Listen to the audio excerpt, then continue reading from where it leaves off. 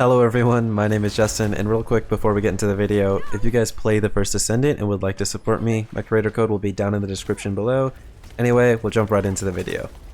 So in today's video, I wanted to showcase to you guys my high DPS Valby build. This can be used on Ultimate Valby or regular Valby, but in this video, I'm going to be showcasing it on my Ultimate Valby, as you can see. Anyway, we'll jump right into the specs.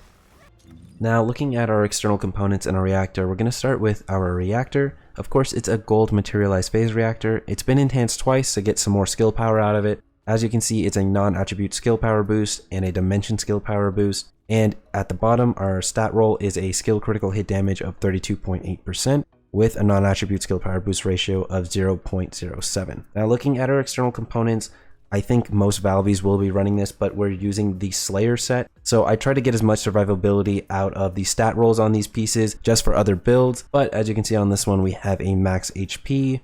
Then on this one, we have max MP and MP recovery in combat. Then on this one here, we have MP recovery modifier and defense. And then down here, we have max shield as the gold stat roll.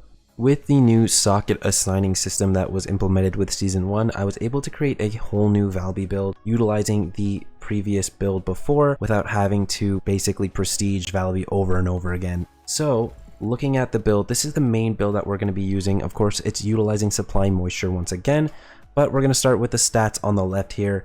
With the crit damage and crit rate of 207%, that's like a staple of all my builds, along with the non-attribute skill power of 91%. Then here we have the skill power modifier of 97.2%, which we're getting from skill simplification. Now, skill simplification basically gives you a skill power modifier of 84.5% with a max MP reduction of 25%. However, that trade-off isn't too bad, but if you wanted even more power, you could actually take off skill simplification and use maximize power. Now, what maximize power does is it gives you an increased skill power modifier of 96.1%. However, the trade-off is that you have a skill cooldown of additional 50%, which in my opinion just isn't really worth it.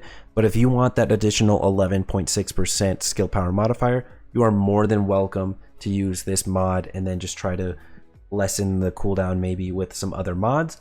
But for me, I like to stick with skill simplification. Now, I also have here a defense of 89.8%, which is with iron defense, and a skill duration of 20.5%. That's coming from MP accelerant, which also cuts down on that max MP reduction by giving us an additional 3.7%. Now, another thing is you could absolutely take out MP accelerant and use skill extension. So instead of that 20%, you would be getting a 36% increase with skill duration. I just don't have the capacity for it since I haven't prestiged all the modules in this build yet. And I just don't really plan to, just because I don't feel like going through that again and again. But another aspect here is Dangerous Ambush. This is a really fun mod in my opinion, especially for bossing with Valby, just because landing a skill attack while the enemy isn't targeting you increases your skill power by 24%. And then when the boss is basically knocked or just on his knee, you get a skill power increase of 50%, which is absolutely huge. Now,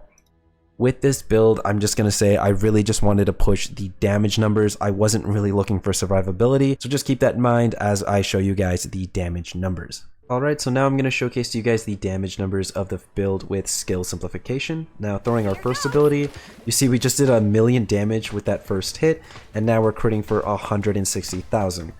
Now we're going to throw our second ability here, and it hits them with a critical hit damage of 188,000 per tick. Moving on to our third ability here. I'm going to just paint them up, go with some water. And we are doing about 354,000 per tick with that third ability. Now if we pull out our ultimate ability here, and we hit them with our little water cannon, we are doing 383,000, which is really cool.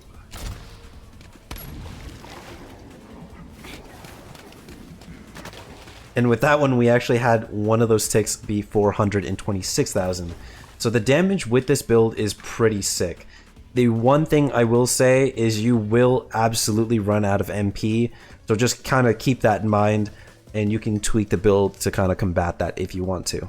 Now, as an added bonus, we're going to showcase the build with maximize power instead of skill simplification. So throwing our first ability here, that one just went right through, and it's doing a 174,000 critical hit Now going to our second ability here. Now it's going to crit for 205,000. Moving on to our third ability, going through. As you can see, this one's going to do 371,000 per tick. And now if we use our ultimate ability, that's going to do 416,000 critical hit damage per tick.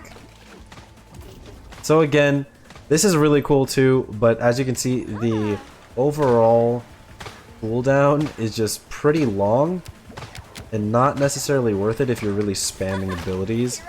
So that's a big trade-off in my opinion, but again, you could tweak the build to combat that cooldown if you really wanted to. But I think both builds push the damage boundaries with Valby, and I just think that's really sick. So let me know what you guys think of the builds.